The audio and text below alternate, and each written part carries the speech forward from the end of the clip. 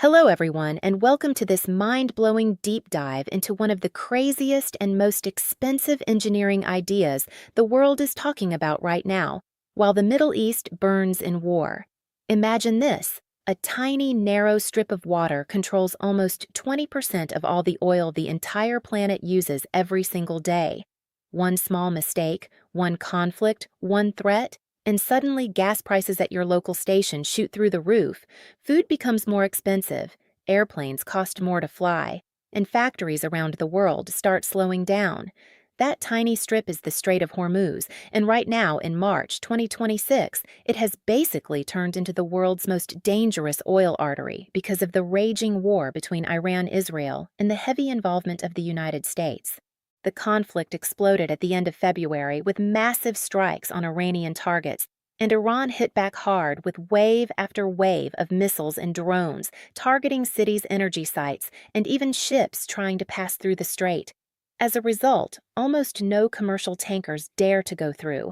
Any more insurance costs have gone completely crazy. Over 150 huge oil tankers are stuck waiting at anchor. Many others are taking the ridiculously long detour all the way around Africa, adding weeks to every journey and burning extra fuel. And right now, oil prices have exploded past $100 a barrel, often touching 120 or more, causing panic in markets and real pain in people's wallets everywhere from Lahore to London to Los Angeles.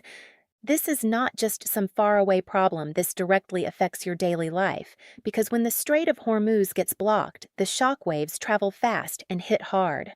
Before the war, roughly 20 million barrels of oil flowed through that narrow waterway every single day, along with huge amounts of natural gas from Qatar.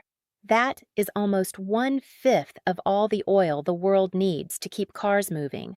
Trucks delivering goods, planes flying, and factories producing everything from plastics to fertilizers.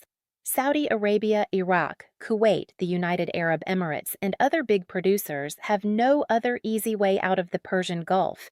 So when Iran threatens or attacks ships in the strait, the entire global energy system shakes. Prices at the pump go up. Food transportation costs rise, inflation kicks in, and normal families feel the squeeze in higher bills for fuel, groceries, and electricity. The current war has made the situation worse than ever, with reports of attacks on vessels, electronic jamming that confuses navigation systems, and explicit warnings from Iran that the strait stays closed until certain demands are met.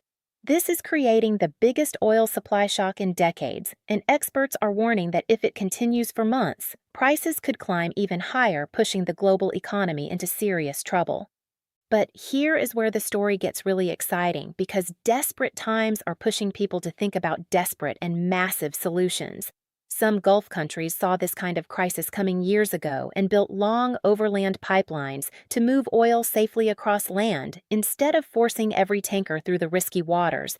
And right now, those pipelines are working harder than ever to prevent total disaster.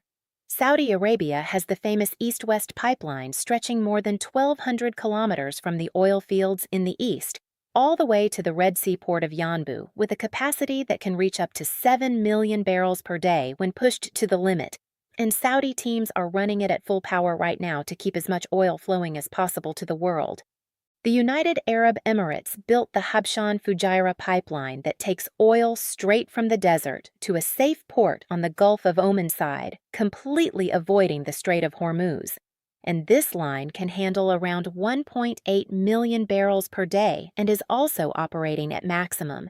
Together, these pipelines are moving 6 to 9 million barrels daily, which is a lifesaver, but still only a fraction of the 20 million that normally passed through the strait every day, leaving a huge gap that forces many ships onto super long, expensive routes and keeps pushing prices higher. This brings us to the big, bold idea that has everyone talking: a $100 billion mega canal carved straight through the rugged mountains of Oman's Musandam Peninsula to create a completely new, safe sea route that would let giant oil tankers bypass the Strait of Hormuz forever. Picture this. Instead of squeezing through that narrow, dangerous waterway, ships would sail into one end of the new canal, travel through man-made channels cut deep into the land, and come out safely on the other side into open waters with no risk from threats or attacks.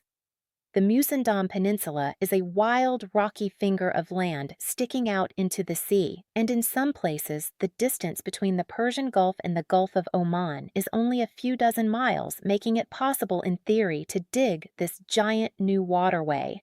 Engineers are talking about a canal around 90 kilometers long, deep enough at 27 meters or more for the largest supertankers, and wide enough at the bottom for two huge ships to pass each other safely. The route would have to cross the tall Hajar Mountains with peaks over 2,000 meters high, made of incredibly hard limestone rock, so the project would involve blasting and removing around 1 billion cubic meters of material. An absolutely insane amount of rock and earth that would require thousands of giant machines' explosives and workers operating day and night for 10 to 20 years in harsh desert heat. The price tag is what makes this sound like science fiction, starting at $100 billion and easily climbing much higher when you count everything needed.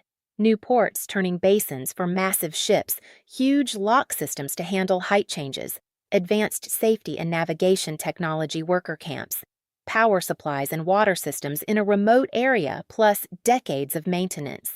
Compare that to the Panama Canal expansion, which cost about $5 billion, or Suez Canal upgrades in the tens of billions. Those were big, but this would be on a completely different level because it means literally carving new sea channels through solid mountains, instead of just widening existing water. Funding would probably come from the rich Gulf oil nations like Saudi Arabia, the United Arab Emirates, and others who have the most to lose if the strait stays blocked. But even they would need partners from around the world because this is one of the largest infrastructure projects ever imagined. Politically, it is complicated because the land belongs to Oman, which likes to stay neutral in fights, and building this could be seen as changing the balance of power in the region. Environmentally, it would be huge with mountains carved up habitats, destroyed dust clouds, and water issues in a dry land, possibly leading to protests and legal battles. And the reason everyone is suddenly taking this idea seriously is the terrifying modern weapons being used in the current war that have turned the strait into a no-go zone. Long-range missiles fly incredibly fast at hypersonic speeds, covering huge distances in minutes, carrying powerful explosives that can destroy oil facilities or cities, while advanced defenses try to shoot them down. But when hundreds are launched at once in giant waves, some always get through, causing massive fires and chaos. Drones make it even scarier because they are small, cheap, and hard to detect, flying in huge swarms that overwhelm defenses, tire out expensive interceptors, and open the door for the bigger missiles to hit their targets. This deadly combination of missiles and drones has already damaged energy sites and made safe shipping almost impossible, which is why the world is now looking desperately at this $100 billion canal as a possible permanent escape from the constant fear of another closure. The global impact is already hitting hard with higher oil prices, feeding into everything from your morning commute to the cost of groceries, clothes, and electronics. Factories slow down, airlines cancel flights, farmers pay more for fuel and transport, and millions of families feel the pain in their monthly budgets, especially in countries that import most of their energy. If the crisis drags on, experts warn of even bigger problems like shortages, inflation, and possible recessions that could affect jobs and stability everywhere. So what happens next? Will leaders find a way to calm the war and reopen the strait? Will pipelines get expanded even more? Or will the pressure finally push the Gulf nations to start digging this insane mega canal through the mountains, turning a dream into reality over the next 15 or 20 years and forever changing how the world moves its oil? Friends, this has been the full, exciting story of the Strait of Hormuz crisis, the war that shut it down, the pipelines trying to help, and the mind-blowing $100 billion canal plan that could solve the problem once and for all. It is a story of danger, massive ambition, and the future of global energy all playing out right now. I will keep watching every new development in the war oil prices and any talk about the canal and bring you fresh updates as soon as big news drops.